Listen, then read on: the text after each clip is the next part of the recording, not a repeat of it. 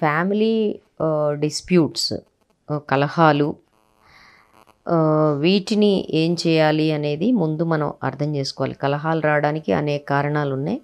మన దేశంలో family disputes రావడానికి ప్రధానమైన కారణం పెళ్ళే. డిస్ప్యూట్కి కారణం పెళ్ళే. అంటే మన వివాహ వ్యవస్థ ఏదైతే ఉందో అది it self is a disputed thing. ఎట్లా అంటే కట్నం ఇవ్వడం దగ్గర నుంచి చట్ట ఉల్లంఘనతో మొదలవుతుంది. ఎక్కడా కూడా స్త్రీ పురుషులు భార్యాభర్తలు ఇద్దరు సమానం అనే రూల్తో సంసారాలు ప్రారంభం కావు. మరి ఆడవాళ్ళు 24 గంటలు మీరు సమానం కాదు అని చెప్తే అంగీకరించడానికి ఆడవాళ్ళు ఎంతకాలం సిద్ధంగా ఉంటారు?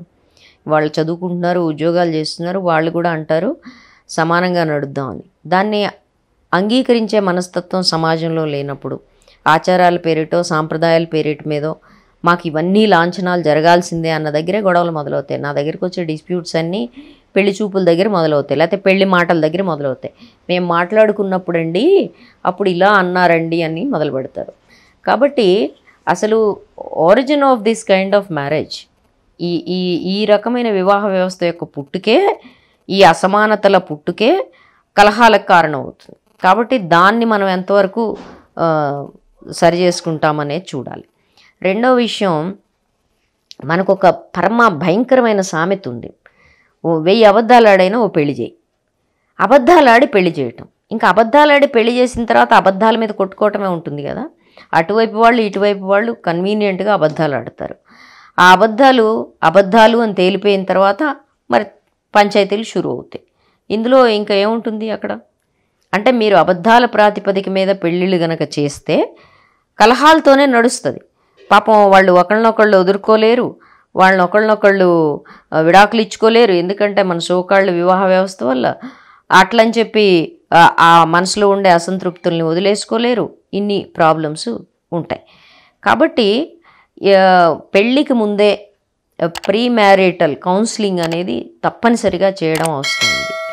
ఈ దేశంలో ఆడపిల్లలు మగపిల్లలు యువతీ యువకులు ఒకళ్ళని ఒకళ్ళు ప్రేమించడం ద్వారా తప్ప కులం వల్లో మతం వల్లో కట్నం వల్లో ఇంకా వేరే కారణాల వల్ల కాకుండా వాళ్ళు ఒకళ్ళ మీద ఒకళ్ళు ప్రేమ విపరీతమైన ఆకర్షణ ఉంటేనే పెళ్లి చేసుకోవాలి. అట్లా చేసుకుంటే అసలు మన పెళ్లి చేయటానికి ముందే మనం 2 విషయాలు చెప్తాం. ఎవరైనా పిల్లలు అల్లరి చేస్తుంటే నీ పెళ్లి చేస్తా అంటే, పెళ్లి చేయటం అంటే తన్నులు తింటాం అని చెప్తాం. మన తన్నులు తినడానికి నీ పెళ్లి చేస్తా అంటే దాని అర్థం ఏంటి? అంటే నిన్ను తంతాను, నీకు పడుతుంది కోటింగు అని అర్థం. అంటే అసలు పెళ్ళి మన దృక్పథంలో ఎలా ఉంది మనం అర్థం చేసుకోవాలి. తర్వాత రెండో విషయం, పెళ్ళి అంటే అసలు డిస్ప్యూట్స్ ఉంటాయి, పెళ్ళి అంటే కలహాలు ఉంటాయి, పెళ్ళి అంటే ఒకళ్ళతో ఒకళ్ళు పంచాయతీలు ఉంటాయి. ఇది మనం పిల్లలకి చిన్నప్పటి నుంచి అలవాటు చేసి పంపిస్తున్నాం. వాళ్ళ అమ్మ నాన్నలు చూడడం వలన కావచ్చు, లేకపోతే వివాహ వ్యవస్థ అంటే ఇంతే, ఉప్పు అంటే ఉప్పగా ఉన్నట్టుగా పెళ్ళి అంటే పంచాయతీలు ఉంటాయని చెప్పిన తర్వాత ఏదో ఒక సందర్భంలో పంచాయతీలు పెట్టుకుంటానే ఉంటారు. ఈ మధ్య ఒక సైకాలజిస్ట్ ఫ్రెండ్ చెప్తున్నారు, ఒక కౌన్సిలింగ్ విషయంలో చెప్తూ, ఆ అమ్మాయి చిన్నప్పటి నుంచి వాళ్ళ కుటుంబంలో తగాదాలు చూస్తూ పెరిగింది. కాబట్టి కాపురం అంటే తగాదాలనే ఆ అమ్మాయి మనసులో ఎస్టాబ్లిష్ అయింది. కాబట్టి వాళ్ళ కుటుంబంలో తగాదాలు లేకపోవడం వల్ల అది కాపురం అనే అనుమానం వచ్చే మానసిక పరిస్థితికి ఆ అమ్మాయి చేరుకుంది అని చెప్తున్నారు. అంటే మన కుటుంబాల్లో పేరెంటల్ ఇన్ఫ్లుయెన్స్ అనేది ఎంత ఎక్కువగా కలహాలకు కాపురం అవుతుందో చూడండి. దానికి తోడు ఇంకొకటి విషయం ఏంటంటే ఓవర్ ఇంటర్వెన్షను.